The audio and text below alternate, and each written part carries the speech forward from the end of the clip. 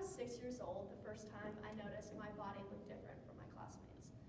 I was in first grade and spent my afternoons daydreaming about how I wanted to be skinny when I grew up. What started as insignificant thoughts manifested itself into a decade of self-hatred and comparison. As a way to cope with the uncertainty of the COVID-19 pandemic, I relied on the belief that I wasn't good enough, while depriving my body of its most basic necessity. Unfortunately, my experience is not one in a million. According to the American Society for Nutrition, the prevalence of eating disorders increased by 7.8% from 2013 to 2018 and has only continued to rise. Social media's romanticizing of body dysmorphia has made eating disorders seem normal. Individuals with this condition obsess on a perceived flaw in their appearance, often resorting to extreme measures to fix it. Today we will first discover the differences between body dysmorphia and eating disorders. Second, see how the media romanticizes disordered patterns. And finally, see how we as a society can begin to change the culture surrounding body dysmorphia. Although I've struggled with body dysmorphia since I was a little kid, I didn't realize how many people this truly affected. As stated by the Cleveland Clinic, about 1 in 50 people, or between 5 to 10 million in the United States alone, have been diagnosed with body dysmorphic disorder. Living in a body in which you're in constant battle with can result in countless harmful behaviors. Body dysmorphia can quickly escalate into a variety of eating disorders that attempt to fix one's distorted self-image. According to the National Eating Disorders Association, symptoms of bulimia, anorexia, binge eating disorder, orthorexia, and other eating disorders can include rapid weight gain or weight loss, brittle hair, dry skin, neurological problems, and tooth decay. Eating disorders create new problems of their own and can do more harm to an individual already living with body dysmorphia.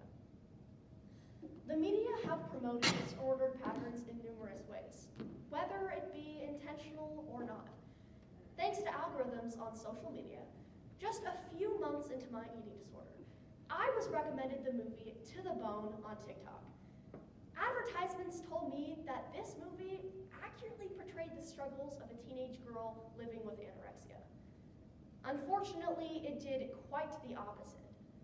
Licensed social worker and lead supervisor of the eating disorder program at Nationwide Children's Hospital, Kristen Ambrust, states that this movie is harmful for many viewers because it reinforces this pre-existing stereotype that all people with eating disorders are young, thin, white girls. The movie also triggers those who struggle, presenting even more ways to harm yourself.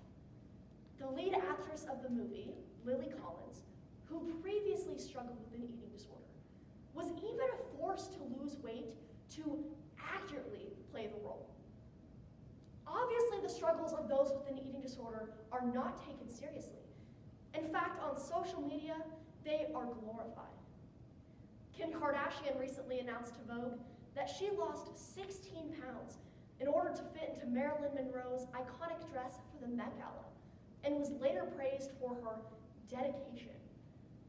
This toxic culture surrounding disordered eating has affected people for decades, and it's mainly traced to the rise of the internet.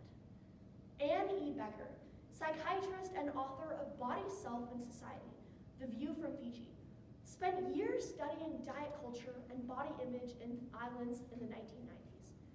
In 1995, she observed that the women in Fiji had a fairly positive self-image, and eating disorders were a foreign concept. Food was a main part of their culture, and fuller women were often praised for their beauty.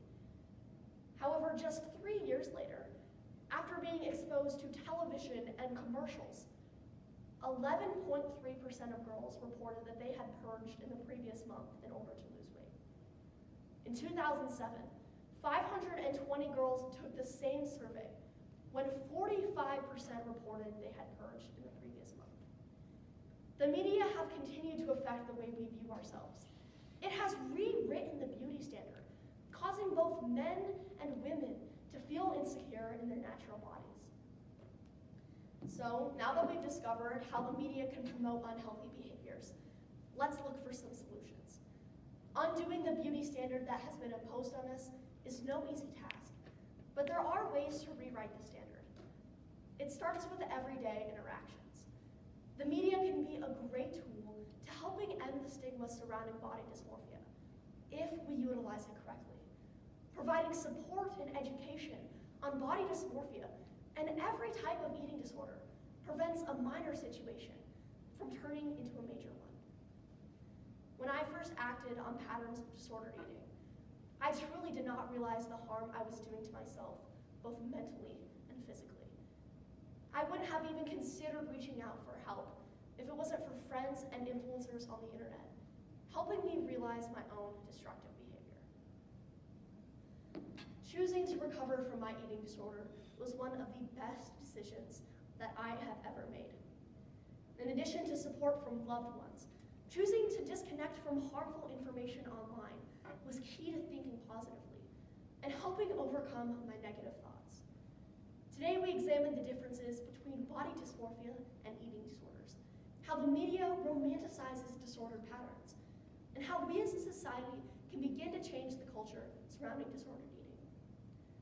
I wish someone would have told me when I was in first grade that there was nothing wrong with the way that I looked.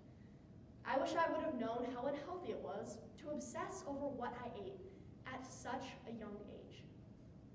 Let's be the change for this next generation.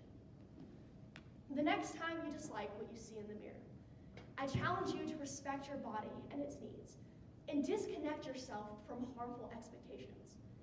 For those of you who have never struggled, I challenge you to watch your words and be able to identify your own biases surrounding the shape of others' bodies. Because only together can we end the stigma surrounding body dysmorphia.